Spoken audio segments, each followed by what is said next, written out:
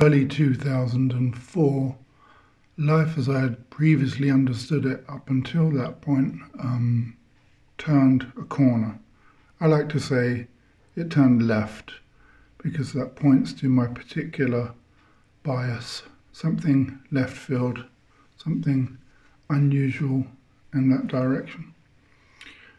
And it was essentially the year in which I was 37, 2004. And it was, psychologically, it was a collapse of the lens for life that I'd had up until that point. So growing up as a child in the 70s, becoming a teenager and coming of age in the 80s, when there was a whole history of coming of age movies. I moved through a teenage interest in New Romanticism, in the first wave of independent musics, a la the Smiths, Aztec Camera, and just the whole post-punk independent label music scene, categorizing as I did, as I am here, the soundtrack for life based on the musics I listened to, really. Always with a slight melancholic bent, always with an introverted bent. And so, such music, such as the Smiths, for example, spoke to me really well.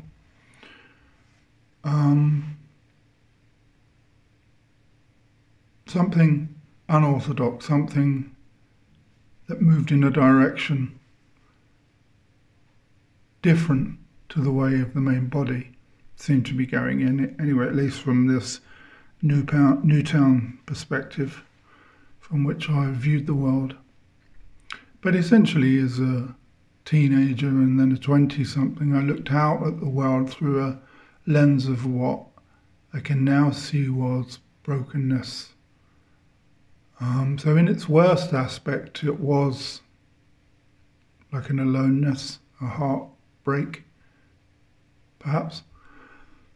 But that was also the genesis of inquiry and questioning and searching for what this feeling was, what this sense of something being missing was. I had a narrative for what was missing as my mother had died of cancer when I was a young boy at the age of 11. So there was a story that I was telling myself about what this sense of something very deep, something fundamental, but something that still seemed absent, or perhaps on a good day I wasn't able to fully process or articulate. Something wasn't right, didn't seem right. The interpretation of that as a lack of something was projected onto the loss of my mother, and of course that is a lack of something. It was a lack of maternal energy. It was a lack of structure that perhaps would have served me well anyway. And it was just a lack of the full body of parental energy, regardless of the gender fluidity or non-fluidity of what that is. A reconciling of the presence of feminine and masculine, wherever that should come from, but an absence of the reconciliation of the whole, of the perhaps necessary, not essential, but necessary and helpful parental energy in order to make sense of what I was going through as a teenager, through the traumatic experiences of being a early teen and leaving school and going out into a world that really solidified and enabled and reinforced that sense of isolation. Leaving school in 82 into a world that talked of Thatcherism, a world of miners' strikes, peer groups that were abhorred by the political structures, and my peer groups and my teachers at the time were musicians that I began to associate with, fancying myself as one such dandy. And, lots of my friends were way much more politically informed than I was. And they spoke of, community, togetherness, enoughness. They spoke of sharing. And, this all spoke to me of love in a perception of the world from my unique point, my unique vantage point. That seemed to lack that very thing. So initially there's a movement into music, listening and expressing. And, the fantastical, perhaps one of my first addictions, or the ways in which addiction first appeared in the self is as, escapism and the fantastical, and some great movies and some great music soundtracked that, articulated that, and made life very theatrical in its escapism. And it was the first genesis appearance of that creative wall that it's clear to me by now we all have, but we are not all given the opportunities and the taste to take a risk and access and express art.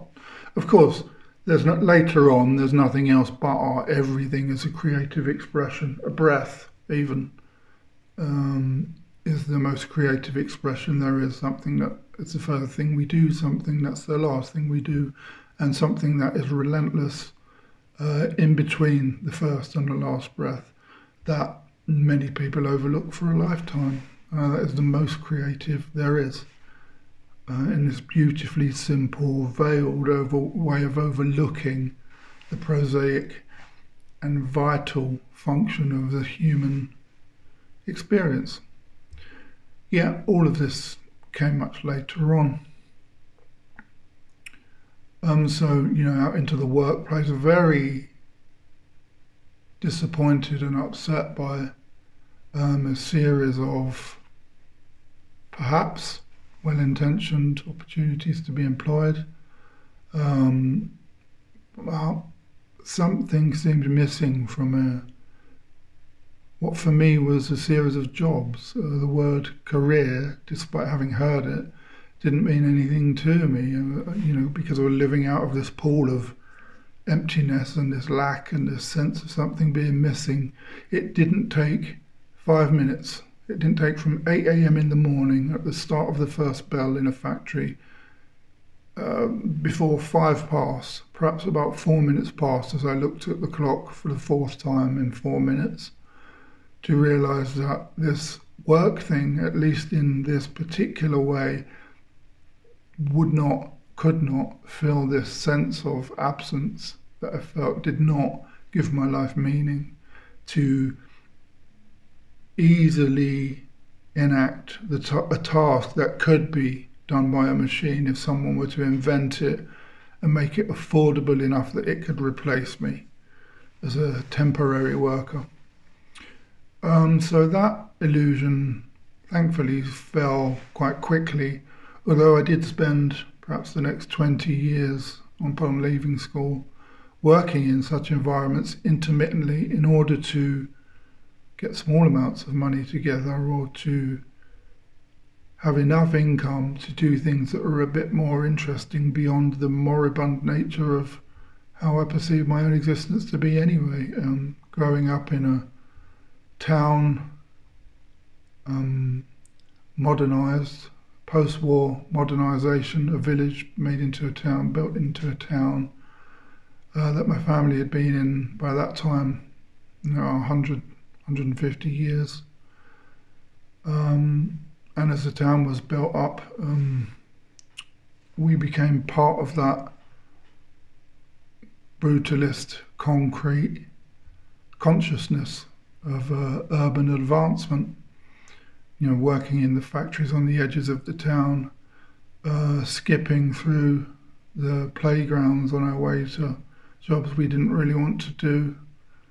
And once more the music that soundtracked that spoke of that 80s urbanised disenfranchisement, that sense of alienation and isolation. Although I didn't listen to the music of Joy Division very much, I think that greyness of 80s living was my experience. And of course there was much love and colour in that. There were desperate attempts at relationships with others, desperate attempts at relationships with jobs, desperate attempts with relationships in different peer groups. But essentially and quite quickly I became involved in a local music venue. We had a bit of a scene. I integrated into that nervously, shyly and extrovertly. Performance, playing drums allowed me to really identify with a role that did give my life meaning, that of musician or that of drummer, and that within this particular group, within a larger body of a group, becoming one of many. And looking back at my younger self, the younger self that we imagined, well, if I could go back and talk to my younger self, I think when I hear people ask this phrase, quite often they have some piece of wisdom to offer their younger self that, like me, made many, many mistakes. If there was a good mistake to make, even if there was a terrible mistake to make, I've surely made it in the past. And so, know that no one is free of error. To err really is human and inhumane, and no one can judge anyone else for their errors, because none of us are free of mistakes. In fact, there's a great body of learning that arises out of getting life wrong instead of this chasing to get everything so right. But again, that's a wisdom I learnt much later. But I nervously integrated myself into this musical community, and in various types expressed creativity through songwriting, through rhythm. And that rhythm, later on, that early interest in drum patterns and fills and recording studios and live performance gave a rhythm and meaning to existence that would have kept me alive for a long time. And in that I'm involved and engaged in counterculture. Again, once more, it spoke to that part of me that seemed like something was missing, that seemed like I was searching for something, that in many millions of pockets seemed to be found being a musician. Identifying and over-identifying with the role as drummer in this particular group, in this particular tribe, in this particular larger group, and so on, the hierarchy of the community to which I belonged, did speak to a bigger picture, and did in becoming something that was over-identified with, again, a wisdom much later seen,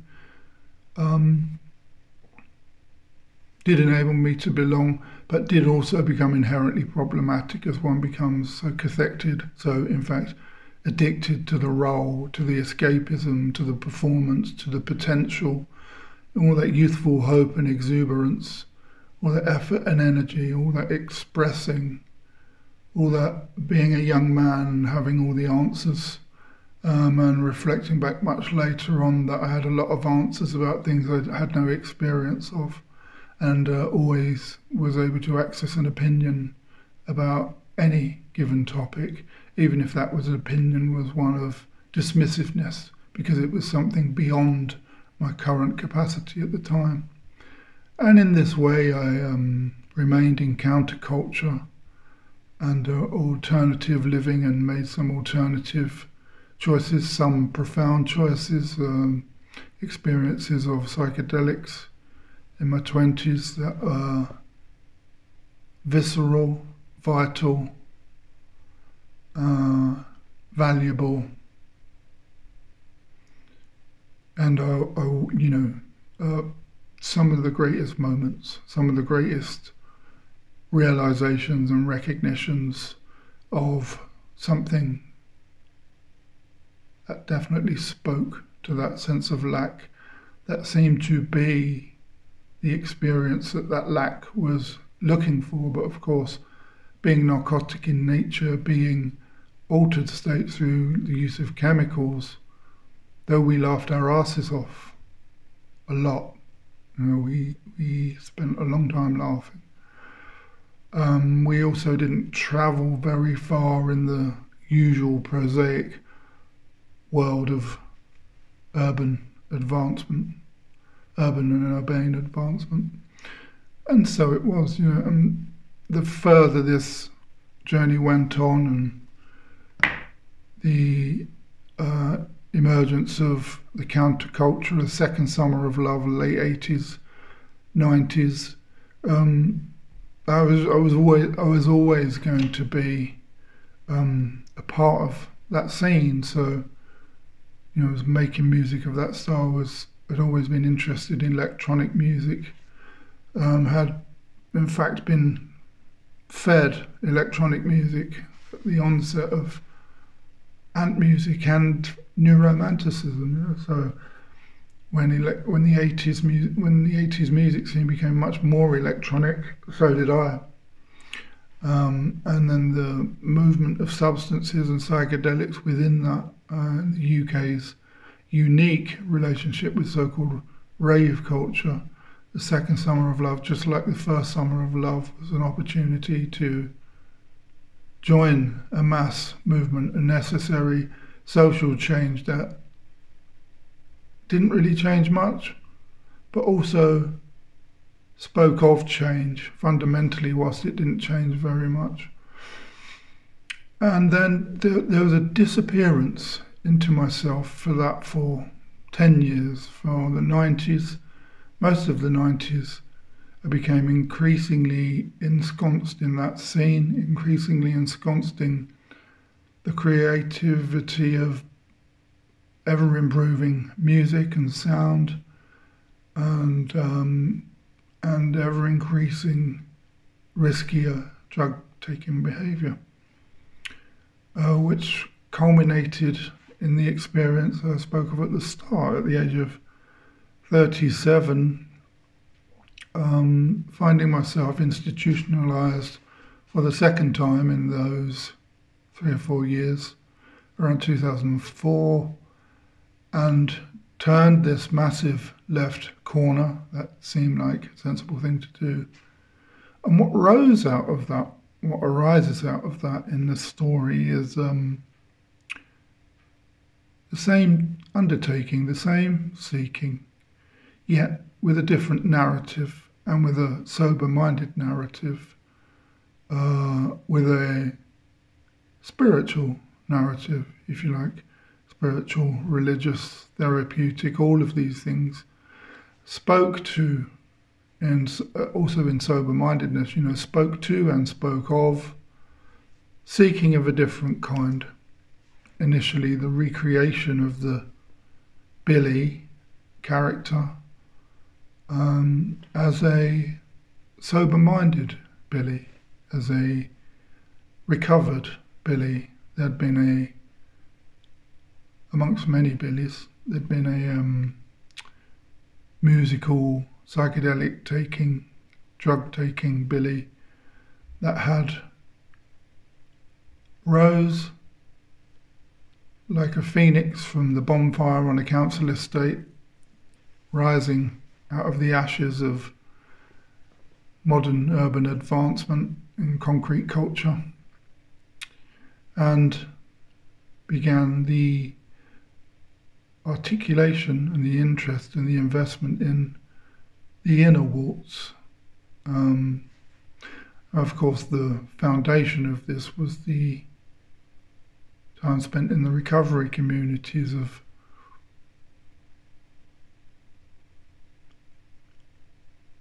surveying the wreckage of the past, looking over and back to the loss of my mother as a child, undertaking the therapeutic investment in, what did that mean? What did that really feel like? What did I think about? all of that? What did I believe about all of that needed reevaluating? The thinking needed reevaluating. The beliefs about it needed reevaluating. The impact of that brokenness, untransformed, was transmitted outwardly into anyone I'd encounter. Mostly the people I loved the most were the ones that get hurt, as they do if we, as Richard Rohr says so well, if we don't transform our pain, or if we don't allow our pain to be transformed by looking at it headlong, we will transmit our pain. So there was that, and looking back at that and reassessing, reevaluating, making amends accordingly, and finally growing up at the age of 37. The choices I'd made meant that there were certain choices that I did not make. I did not have children at a young age, and I had not learnt to drive. I didn't really study academically, but there I am at 37 being asked, what do you want to do when you leave school? It was a bit like that. I didn't know the first time round, but this time I had an inkling, because suddenly life opened up again. It's such a gift to have opportunity of starting again. And of course, as we all do, as we all fall into brokenness, wretchedness, heartache, heartbreak, that sense of loneliness, that sense of loss, of missing experiences, we human beings, we do not have a good relationship with them. We do not have a good relationship with the emptying out of the human experience, the emptying out of who we thought we were, who I think I am, where I thought I was going, what I thought I was doing, how I identified, the collapse of that, which generally, just as it was for me, is something that happens as the programs for the first half of life fail between the age of 35 and 50, 55. For most people, how we thought the world not only should be, but by then is, can be radically pulled asunder. Frequently it is the loss of parents that will, and the loss of anyone, of course, always puts us in contact with our own mortality. It puts us in contact with the idea that we're alone, and aloneness is separation. I am me. What if there's just me? It can be a terrifying thought when you're so sure of what is. And with men, of course, we've known for a long time that the highest statistics for suicide are men in that age bracket between 35 and 50, 55. Relationships might break down, parents might die, and a man left alone with untransformed pain, and of course equally a woman left alone with untransformed pain, is in a terribly vulnerable place, a terribly delicate place. We have not nurtured so far wisdom, teaching in this way, the wisdom of the mystics, the perennial tradition of Aldous Huxley. There aren't so many people around that know how to be with you and be beside you and hold the tension of the person who is in the midst of a radical transformation, but understands the experience about radical transformation to be loss and brokenness and emptiness and heartache. Yet, of course, our churches and our therapists and our spiritual teachers and our world and our World Wide Web is much access to such teaching and teachers is, though as broad and as wide as that teaching might be, we have access to more teachers than we used to, certainly more teachers now. In 2004, when I was centered in a therapeutic community and was offered a new way of life, or began that process of reflection, of looking back and reevaluating beliefs, and thoughts and feelings about things and my place in them and the place of others in them, there wasn't really an internet. And only 15 years later, we find ourselves able to access online groups, websites, all kinds of teachers, a bit like this one, excuse me, and ways, different ways. The definitive phrase for hitting the end of the identification with our life the way it is, what the alcoholics call rock bottom.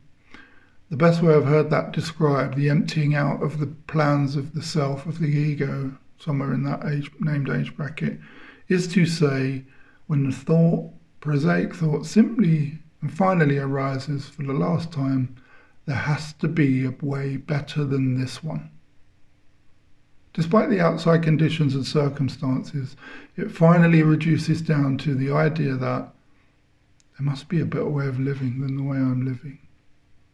Now, one can intellectually know that, but to reach the experience of that where one is woken, one is broken awake, one is smashed open, one's sense of self cannot design any more new plans of how it's going to escape its own slavery to itself by its own efforts.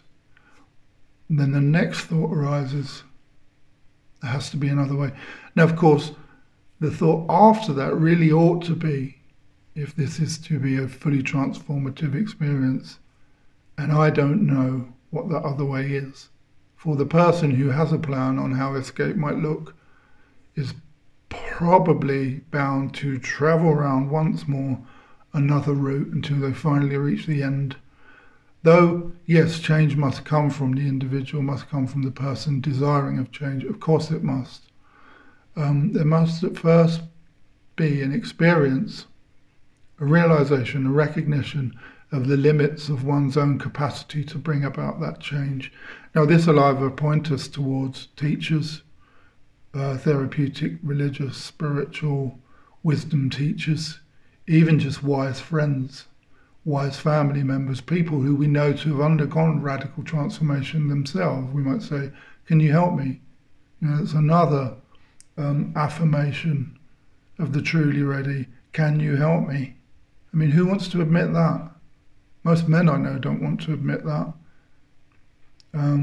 Women may or may not be more apt to say that, but of course, you know, with the wonderful flourishing of different gender roles, who's to say, you know, men or women, you know, when the person, regardless of label, comes to a place of, can you help me? I don't know how to get out of where I am, but I sense there has to be another way.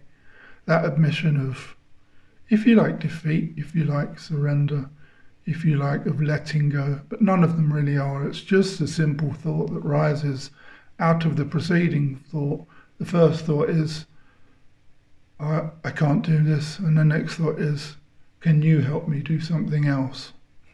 It's that radically simple in the end.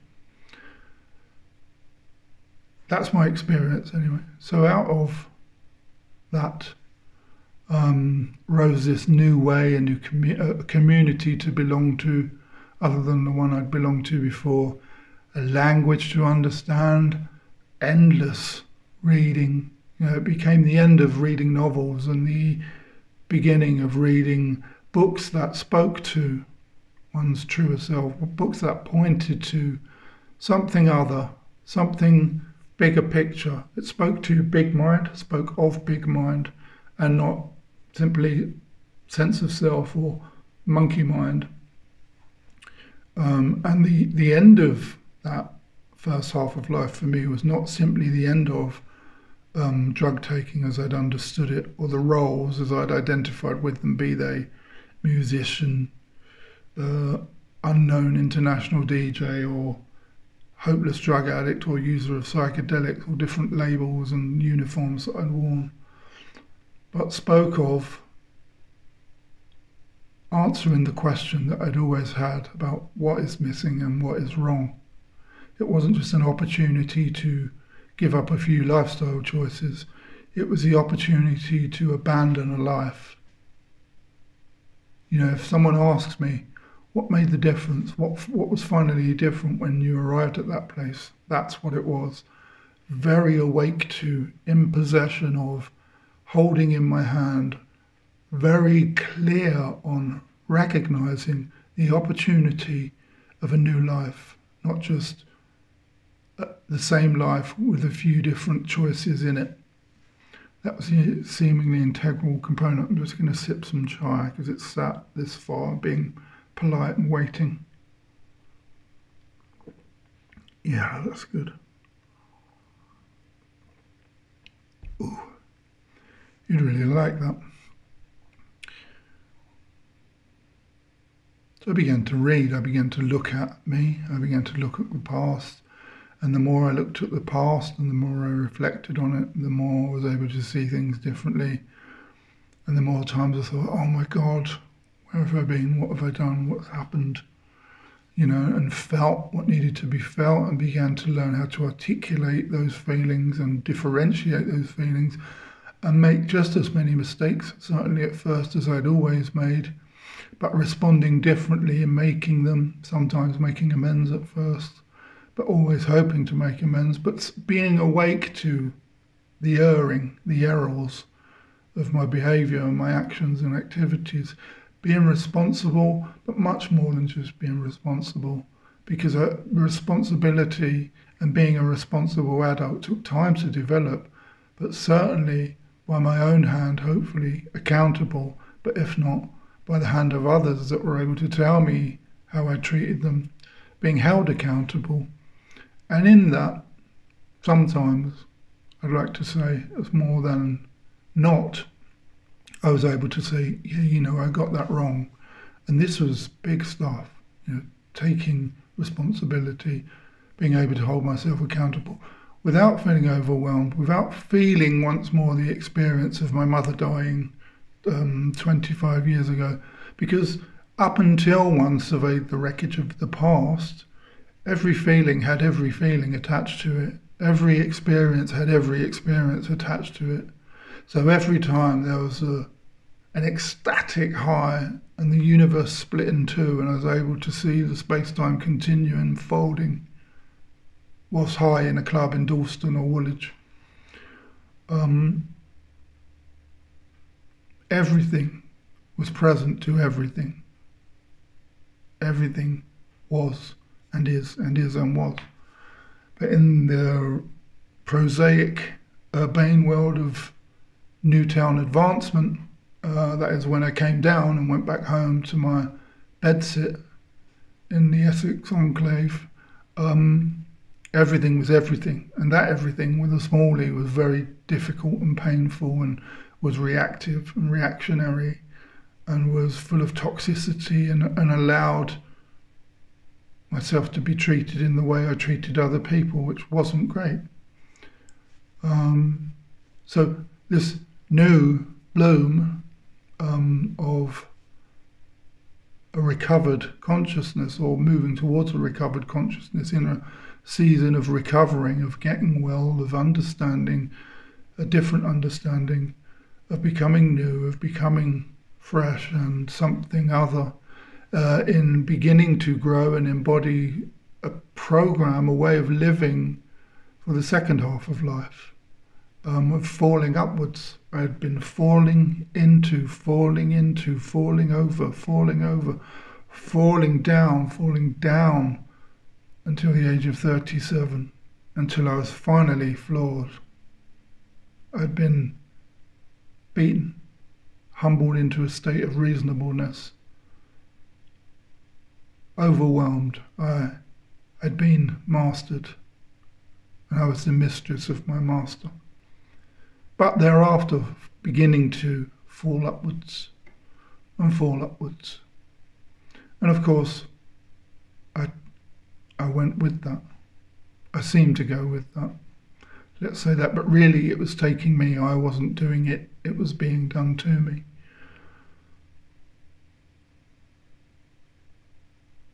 I was schooled. I didn't know what I wanted to do when I left school, so I went back to school on the advice of a friend and went and studied social sciences for 4 years and came out of the University of East London around 2008 and studied Gestalt therapy at the Gestalt Centre in London. A beautiful place, beautiful teacher there. Anne was my teacher. A marvellous wisdom teacher, a pioneer in the field. Gave me so much by taking me through the path, not around something, not mere academic learning, but taking me through the direct experience. And this is where I first started to encounter the experiential component for living, for therapy, for spirituality. And what was I experiencing? I was about 5 years into this new way of living in a sober-mindedness. And then I'm studying what's happening in my body right now. And I'm working in therapeutic triads with 3 people, and there's an observer, and there's me, and the person in need of counsel. And I'm being mindful, really. I'm just being present to what is, and whatever said is, and I'm noticing what's happening in my body as a result. So I'm starting to sit inwardly and reconcile that sense of the inside with the outside. And of course, there are no insides or outside, there's just what is. So in the reconciliation of those apparent opposites, there's just being, the isness and the amness of simply sitting and attending to whatever arises. As we later see, whatever arises, love that. If we can be in that place, we can be present to other, and we can enable, certainly therapeutically, spiritually, in terms of spiritual direction and the work I do with other people, being present to what is without needing to fill that up with me and words and solutions and apparently fix things for other people, which is really just me needing to fix me, and being moved through all of that in therapeutic training to be able to embody and enable what had been taught spiritually by the Franciscans that had taught me earlier on, and by the recovery community that had taught me at the beginning, of how to hold the tension of emptiness, of sitting in the unknowns of life, of not having the answer, of paradox of 2 things seeming to be true at the same time, and knowing they are, and sitting with the tension of that, holding the creative tension, sitting in the void of unknowing, in the creative void of openness, and even brokenness and despair and emptiness, and not having an answer, being able to say to a client that I'm sensing, given what they've just said, I'm sensing my limitations, to know what to do with that, to be absolutely congruent. What incredible experiences. And I moved out of that season, 2002, 2008, 2009, and began working in mental health in my hometown as a married man. And the therapeutic training and the study of psychology prior to that, university and such, around 2008, 2009, 2006 and 2007, coincided with the re-emergence after a few years off of the artistic, creative pulse of writing. So I began to write creatively. I wrote a book of shorts that reflected very much on my experiences of substance use. Wrote a book of grief as my father prepared to leave the body-mind and complete his plans to leave this chapter. I've no idea what comes next, but certainly there's a sense that my father left the chapter in which he has been my father. Let's say that, and all of this being with what is, being with the unknowns, but holding the tension of emptiness, of not knowing, the paradox and mystery, of the loss. It's not really a loss, I don't really like that word, of my father leaving the body-mind, or no longer being in the body-mind, and the body-mind being dealt with accordingly. Death is for the living, of course. The dead know nothing of death. They just know life, we hope.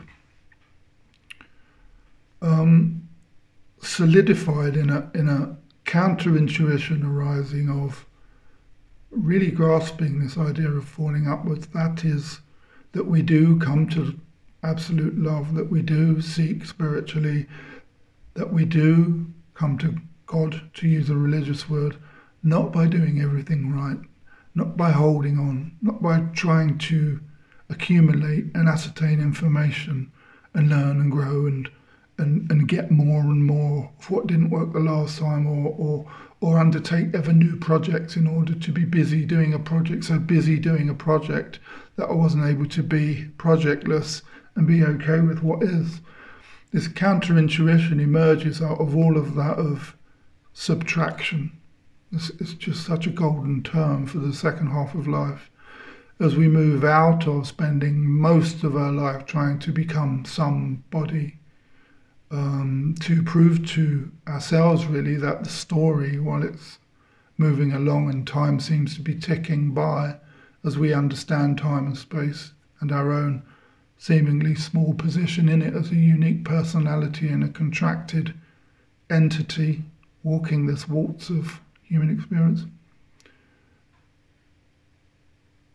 that we spend all our time becoming somebody, and at the end of the collapse of that, at the age of 37, in the emptiness, a rebuilding for some years of somebody as a spiritual entity, but then this counter-intuition where the whole thing flips, and the realization of subtraction slowly, maturely, and with wisdom, and with uniquely found self-compassion, self-love, emptying out radical ordinariness, radical okayness, allowed for the beginning of the removal of identities and roles and even hopes, plans, and anything about an imagined future, when looking back and seeing that despite every well intention, every good intention, life in the present took its own path, and I've only ever been given rich experiences from the richness of losing a parent as a child, from the richness of bottoming out with drug dependency, from the richness of psychedelic experiences, from the richness of creativity, and just the constant creative impulse and the thread of isness and amness and oneness and beingness and wholeness, that despite my thoughts and feelings and my perception about events was ever constant and never absent, the realization and the embodiment of all of it showing me that I'd been looking for the way home and I'd never even left home. Having never left the house, I'd been looking for the way home. And this has then enabled a deepening and a deepening and a deepening of becoming nobody. There's no desire to go anywhere, get anywhere, find anything, accumulate anything, become someone, become something. There's just what is, and the recognition that everything as it is directly experienced as what is all there ever is and all there ever has been. There's never been a story, there's never been events in the absolute sense. In the relative sense, there's a remembered images and remembered feelings and remembered thoughts and remembered faces and events, relatively speaking, that in the absolute sense rose, appeared, fell away and disappeared, and a constant stream of that. But the isness, the amness, the beingness that I am has never been anywhere. So in all of that looking and in all of that searching for the thing that was missing, the searching itself and the feeling of something missing created an undertaking, a seeking, and numerous plans and programs for where that happiness may be found, which in and of itself absolutely obscured the very thing that I'd been looking for, which was that I am love. And I was looking for love in things, projecting outwardly the suffering to fix that sense of love at first, and then trying to find love in spiritual things and in God as an object, or absolute love as an object, somewhere brought about by further great works and deeds and worthiness, and that kind of spiritual infancy, and then the realization of the presentness of that love as the only thing there is. Now, it's always been like that. I've always been here. I've never been anywhere else but here. There's nowhere else to go but here. For yourself, dear listener, go somewhere else now. Take you, the essential element that you are. Take the you from your chair. I don't mean the body or the mind. Take you to somewhere other than where you are.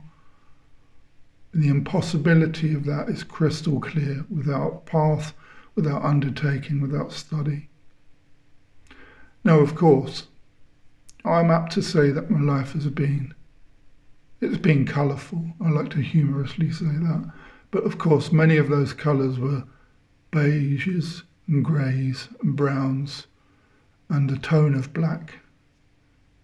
And, I've known abject misery, isolation, and desperation, and have known ecstatic joyfulness and unitive experiences of feelings of oneness in a grubby club in Woolwich and Dalston, or with my friends in a field in Oxford.